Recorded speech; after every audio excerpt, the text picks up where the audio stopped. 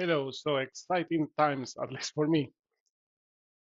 I was drawing about Ducklake, this schema here, that each application, when it uses the native API to connect to Ducklake, the application or where the DuckDB, let's say, it's running, it needs access to the storage and it needs access to the metadata database that I'm using now, a Postgres. In some cases, for example, if you are hosting all of this in Azure, it's fine because you could have a VNet and there is private traffic between these things, so the traffic is not going through the internet. But if you want to connect, for example, an application X, a VI tool or whatever to Ducklake, maybe you need something that I call a query proxy. I have to think a better name for it. And this one is maybe good that speaks JDBC or something standard. I know that Arrow or ADBC is pretty modern and not natively supported, but most of the tool or a lot of tools do not support that yet. So in my mind, I had this concept of near applications that they can connect natively, no issues because there is network connectivity.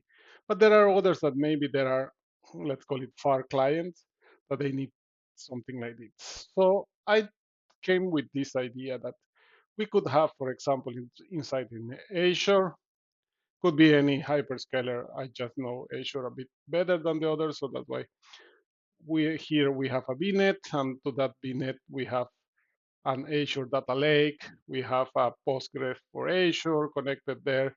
We have our query proxy running in, for example, a container app. And this query proxy will be able to reach this via private traffic, in the VNet. And it also will have an interface that will be exposed to the internet. So, for example, a client would connect via the internet to here using, let's say, JDBC.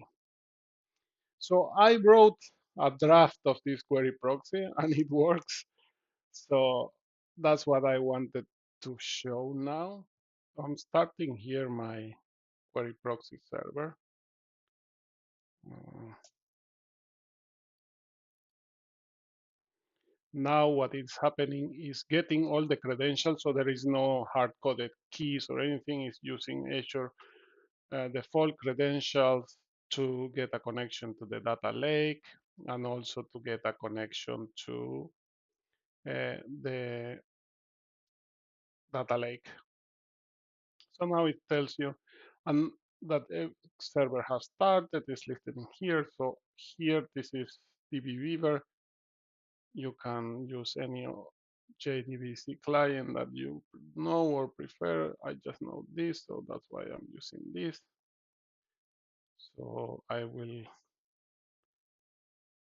connect here, and we can see that the moment I connected, it started to send a lot of commands to the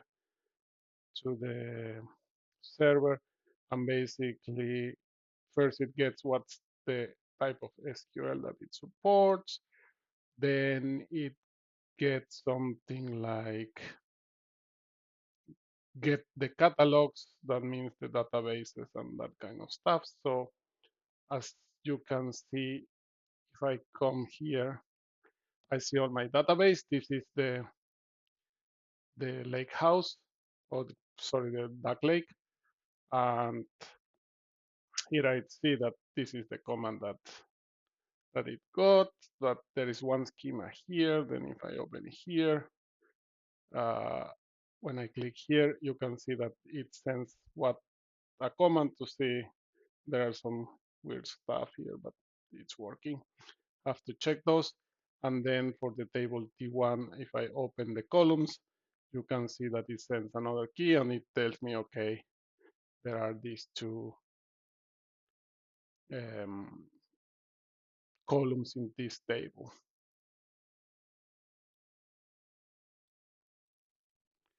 Uh, then I can do, for example, a select star from table one.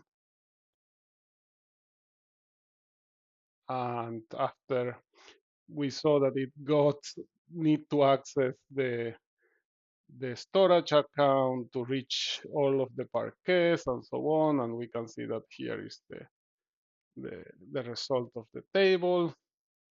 We can insert a new value to the table. And well, something went wrong here, not sure what. Let's see if it did the insert or not. Yes, it did it. So, but you just notice that something was off. So you still need some work and you still do some work on it.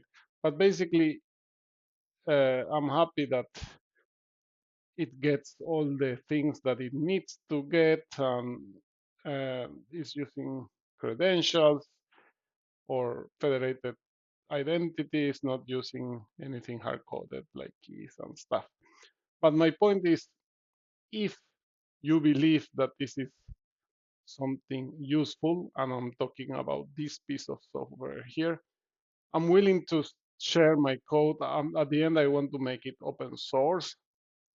Uh, but if you want to start working on it, please ping me. If you think it's interesting, also ping me. And let's see if we can do something good about it. Thanks for watching.